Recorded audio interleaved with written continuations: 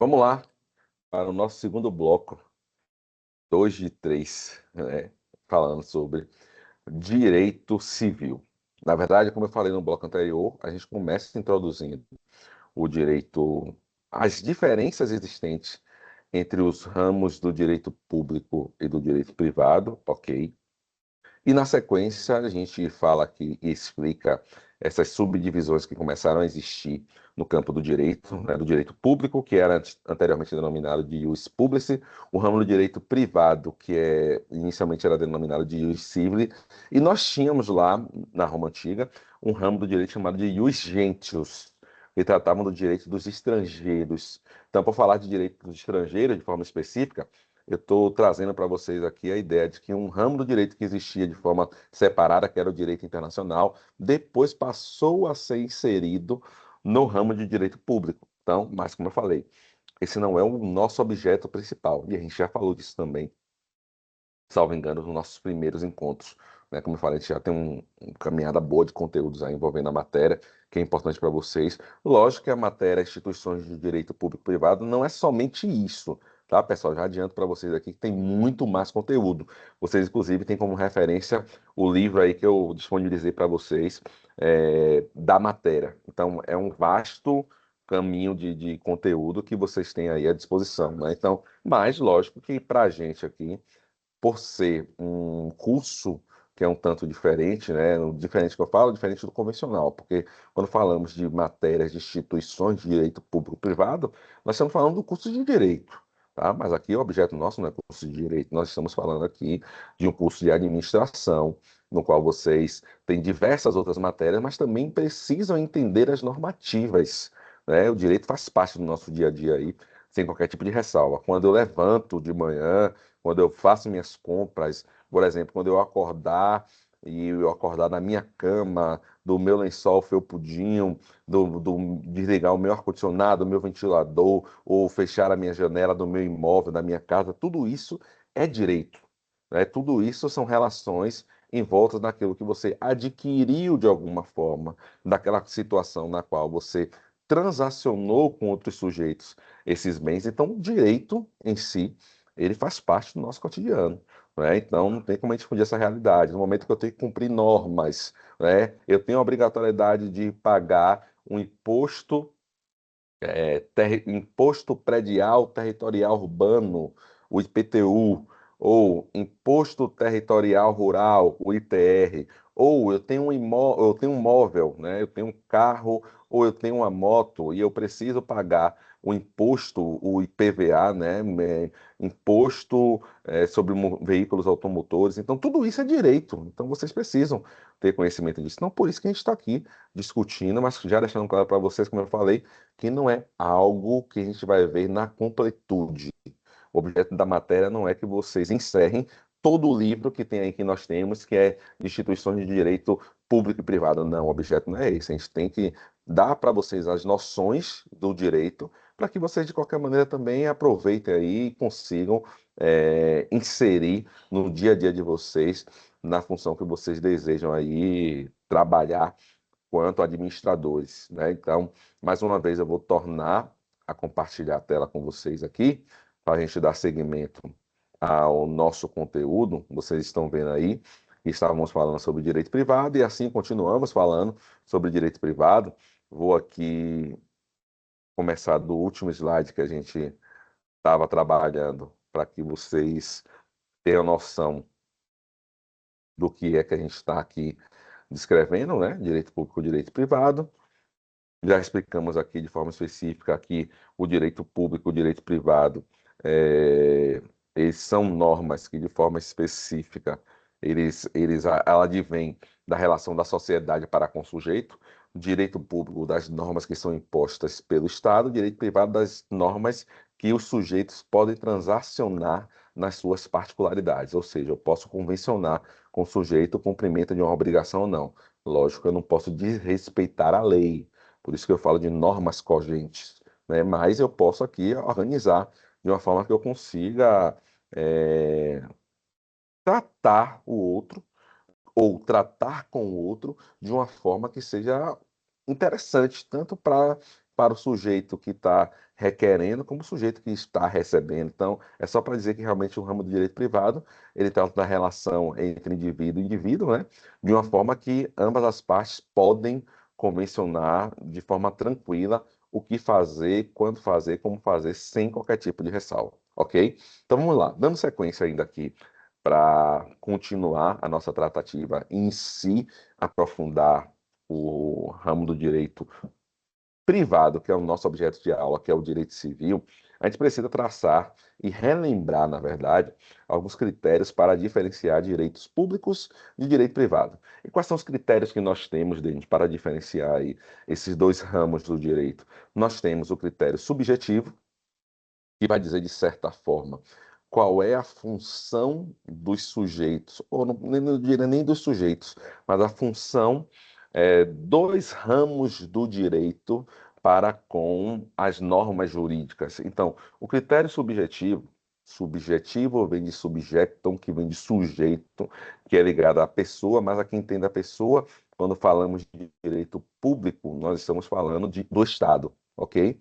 E quando falamos de pessoa aqui no ramo de direito privado, pessoas mesmo, particulares, nós, eu e você aí, a gente tendo algum tipo de tratativa, se relacionando nas normativas, no ordenamento jurídico, ou conforme e respeitando as normas que nós temos aí no nosso Brasil. Então, qual critério subjetivo para diferenciar o direito público do direito privado? Primeiro critério subjetivo, quando falamos de direito público, falamos que o direito público, na sua essência, ela atua para trazer uma relação entre o Estado, né, o Estado e também os outros Estados, porque nós falamos também que nós temos aqui normativas de direito internacional. Então, a atuação dos Estados entre si e do Estado e seus súditos. E você entende súditos como a sociedade, como as pessoas que fazem parte daquela sociedade, seja ela município, seja ela Estado, seja ela União. Então, seja deles aí como um sujeito que é residente em Irecê, é residente em Brumado, é residente em Vitória da Conquista, é residente em Salvador, naquela relação com o município, seja deles com a relação que ele tem com o Estado, que é justamente aquilo que é pautado para discutir a relação de Denis com o Estado da Bahia, né, de forma específica, né, dentro da correlação de Denis, um ser baiano, né, seja Denis correlacionado com a União, com o país, com o Brasil, seja Denis brasileiro. Né? Então, quando fala aqui do direito público e a atuação dos estados entre si e seus súditos, e está sendo falado aqui de forma específica que essa atuação ela é pautada sobre as determinações do Estado para com os seus sujeitos. Isso é critério subjetivo. Isso é direito público na sua atuação dos estados entre si e entre seus súditos. Então, quando eu falo também dos estados entre si, eu estou falando da relação do país com os estados partes, que são os estados normais, né? É, Bahia, Sergipe, Minas, São Paulo, ou dos estados entre si também, ou do estado da Bahia com os municípios, Irecê, Vitória da Conquista, Jequié, Brumado, ou inclusive os estados países correlacionando entre si. Então, o critério subjetivo é justamente isso: a atuação dos estados entre si e seus súditos. Critério objetivo quando se trata de direito público. Bom, e qual é o critério subjetivo para diferenciar o direito privado? O direito privado, vocês estão bem sabendo, é a relação entre os particulares. Então, quanto a isso, não tem mais dificuldade, mas só que vocês entendam isso. Direito público, atuação dos estados entre si e seus súditos. Direito privado, atuação entre os particulares, ok? Mas, Denis, nós não temos somente esse critério para diferenciar direito público e direito privado. O que é que nós temos mais aí? Nós temos o critério denominado, né, de critério finalístico ou teleológico. Mas antes de eu partir para o critério finalístico ou teleológico, é importante fazer uma observação aqui ainda sobre o critério subjetivo, quando eu trago para vocês a ideia de que no que se refere ao direito subjetivo, o direito público, ou melhor dizendo, o Estado, ele também se alimenta de relações de direito privado. Vocês viram aqui claramente que a gente tem uma diferença entre um e outro, e a gente também já falou disso lá atrás, tá? Mas como eu falei, estou precisando repetir isso aqui para aqueles que não se recordam ou não lembram, mas também para chegar no objeto da nossa matéria, que é o direito civil. Então, isso faz parte do contexto. Então, não, talvez não esteja fazendo muito sentido para vocês, ou até já esteja fazendo sentido para vocês, mas é só para explicar que eu preciso falar sobre isso, porque faz parte do cronograma, não, da preparação para entendermos a matéria. Tá bom? Então, vou aí, de certa forma, solicitar um pouco de paciência quanto a esse conteúdo, que às vezes pode parecer um pouco chato, um pouco metódico, mas ele é necessário e é importante. Ok? Estamos combinados? Show de bola. Vamos lá. O Estado, e eu coloco como observação aí no critério subjetivo, no qual o Estado realiza também relações de direito privado. Como assim, Denis? O Estado faz contratos. O Estado, ele transaciona uma prestação de serviço. O Estado se relaciona com o particular e para ele se relacionar com o particular, ele precisa se valer do ramo do direito privado, né? Não, melhor, do direito privado.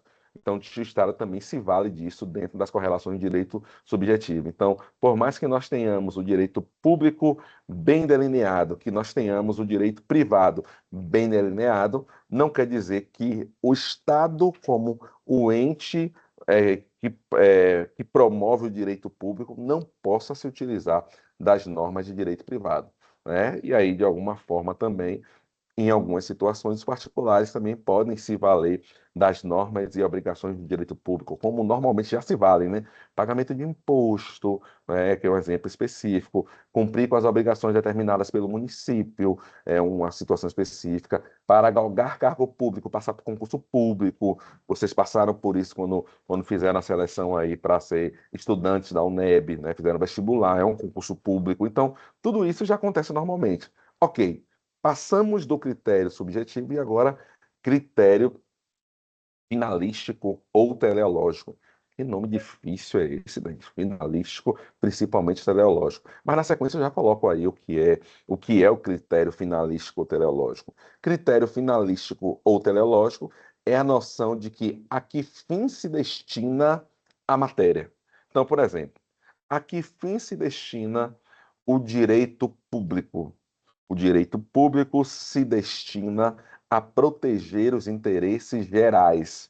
Como assim, Denis? Interesses gerais? Interesses de toda a coletividade, de toda a sociedade. Porque, como eu falei para vocês, é algo que é proveniente do Estado. E o Estado precisa ter essa preocupação com a sociedade de forma geral. Bom, e qual é o critério finalístico ou teleológico do direito privado? É justamente o critério no qual o direito privado ele visa a proteção dos interesses individuais, ou seja, os sujeitos nas suas relações podem transacionar, relacionar, estabelecer negócio jurídico com outros particulares sem qualquer tipo de interferência externa.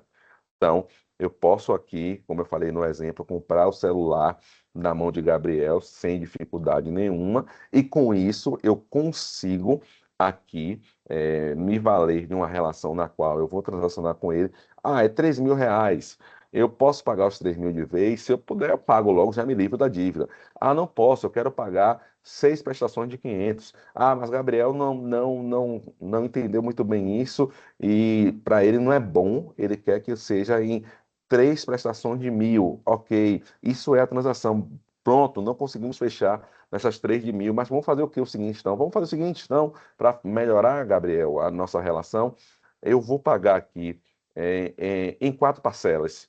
Duas de 1.000 e mais 2 de 500, para que fique legal aí, para a gente conseguir, de alguma maneira, ficar bem na nossa correlação. Então, essa transação é justamente o objeto da nossa matéria aqui, que falamos nesse momento, que é do ramo de direito privado. Então, critério subjetivo equivalente à atuação no direito público e atuação no direito privado, critério finalístico ou teleológico, a que fim se destina, o direito público se destina a proteger os interesses gerais, o direito privado se destina a proteger os interesses individuais. Ok? Seguimos, avançamos, e aqui nós precisamos agora de toda sorte falar realmente da nossa matéria, porque, como eu disse, O objetivo era explicar aqui o ramo dos direitos, né? Na verdade, as diferenciações entre direito público e privado. E agora a gente precisa partir já que estamos afunilando no direito privado e nosso objeto de matéria é direito civil, a gente precisa agora falar do conceito de direito civil e explicar um pouquinho do histórico do que é esse direito civil, apesar de que eu já falei com vocês aqui um pouco sobre ele, mas não custa nada a gente reprisar um pouco sobre isso aqui, tá? Então vamos lá. Quando falamos de direito civil, a gente precisa entender aqui de forma objetiva o que é o direito civil. Primeira coisa que precisamos falar quando tratamos do direito civil é falar que o direito civil, ele no seu conceito doutrinário, que é o conceito que nós temos aqui, ele é mais um conceito por exclusão do que um conceito por inclusão. Que loucura é essa, gente? Conceito por exclusão e não por inclusão. Ficou confuso para mim. Vou explicar para vocês, vocês vão entender muito bem do que eu estou falando. Quando eu falo que na Roma antiga, o direito, os ramos do direito, na verdade, perdão, os direitos eram divididos em direito público e direito privado, eu estou falando que, de certa forma, dentro da correlação de direito público, que já falamos aqui, não é nosso objeto, ele hoje foi dividido em diversas matérias, tá? Mas vamos partir para o nosso objeto principal, que é direito civil, tá? Na Roma antiga, o sinônimo de relações e interesses entre particulares era denominado de ius civili, jus civilis, ou seja, direito civil, né, que é o que nós temos hoje. Que, em verdade, naquela época, o direito civil era sinônimo de direito privado. E o que é que quer se falar em sinônimo de direitos privados? Os dois têm nomes diferentes, mas é a mesma coisa. Direito privado e direito civil era a mesma coisa. Então, por isso que era denominado de direito privado e direito civil como sendo sinônimos, porque o ius civilis, ele dizia e tratava sobre direito civil, e tratava sobre direito civil privado e todas as relações concernentes ao direito privado. E aí, mais uma vez, fica o questionamento. Ok, Denis, mas qual é a lógica disso aí? A lógica disso aí é dizer o seguinte: toda e qualquer relação que existia na órbita dos interesses particulares do sujeito eram tratados como direito civil, que era sinônimo de direito privado. Todas as relações, todas. Então, por exemplo, uma relação de prestação de serviço, eu contratei um sujeito para fazer um empreitada aqui, construir meu imóvel, era uma relação de direito civil.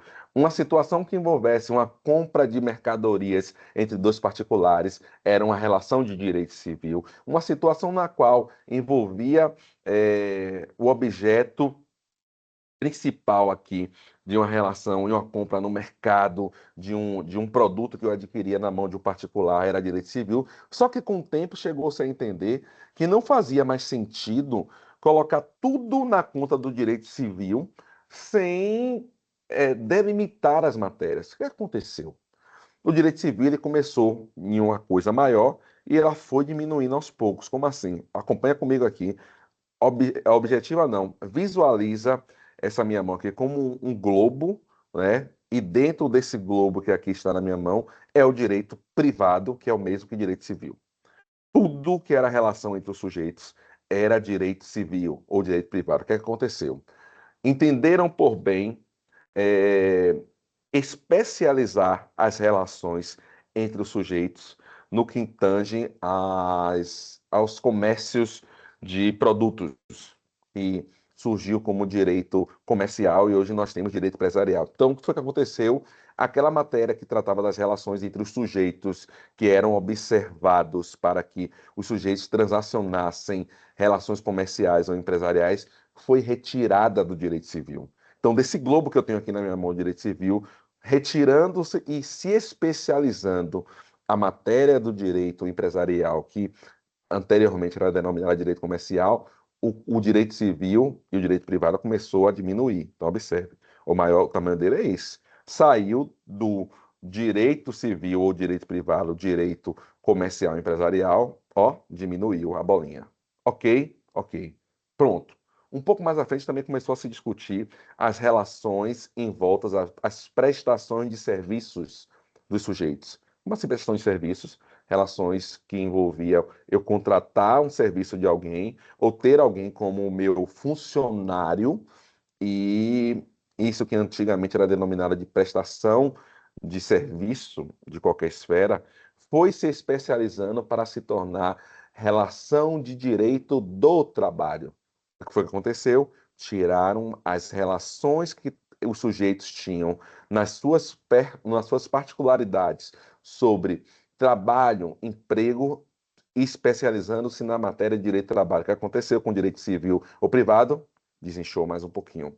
Então já foi aqui diminuído das matérias do direito civil ou privado o direito comercial ou empresarial e o direito do trabalho, ou anteriormente denominada de prestação de serviços entre os sujeitos. Diminuiu o globo do direito privado, que era sinônimo de direito civil.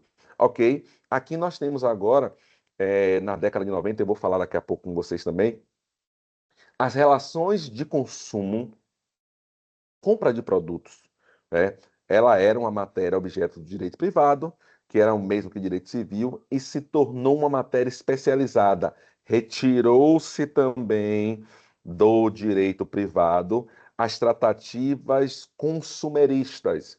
Direito do consumidor tornou-se uma matéria fora do globo do direito privado. Então, o que aconteceu?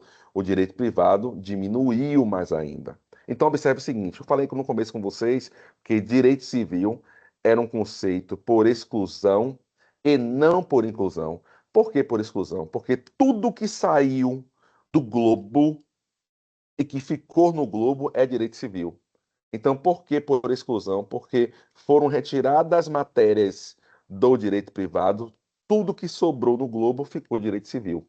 Então, direito civil é um conceito por exclusão, justamente por isso. Então, direito civil é o que restou do que existia anteriormente do direito privado. Então, hoje, nós não podemos falar mais aí sobre direito privado ser sinônimo de direito civil. Então, hoje, são duas coisas totalmente diferentes aqui quando falamos de direito privado ser sinônimo de direito civil, porque hoje o direito civil não é mais o todo, o direito civil agora é parte do direito privado. Conseguiram entender isso aqui? Com certeza aí eu tenho convicção que vocês conseguiram entender, tá? Então, encerramos aqui mais uma vez o nosso bloco para dar uma refrescada aí para vocês ficarem tranquilos no entendimento e damos sequência aqui naquilo que é interessante ainda sobre o direito civil. No próximo bloco, como eu falei, 2 de 3 agora, vamos para o 3 de 3. Então, respira, levanta, toma água, depois assiste quantas vezes você quiser aqui, que com certeza vai valer a pena, tá bom? Vamos lá, voltamos já já com a continuidade.